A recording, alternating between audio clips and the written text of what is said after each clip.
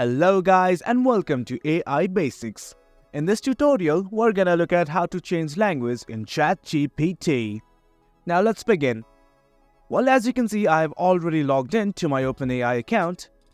If you have not, do log in right now. And here you can see everything is in English and I want to converse with ChatGPT in Japanese. Now let's begin. In this message box, simply enter any language you wish. Now I have written something there and simply click on enter. ChatGPT automatically detects your language and converses back with you. For instance, you want to convert this whole web page to another language. Simply right click and you will find something like translate to. Let's click on it.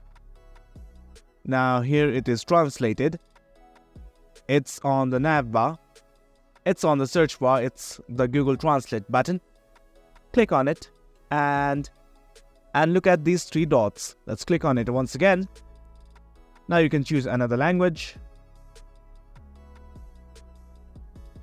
and simply click on translate. Well, there you have it guys. That's how you change language on OpenAI. Hope you guys found this video informative, and for more content like this, do remember to hit like, share and subscribe. Thank you.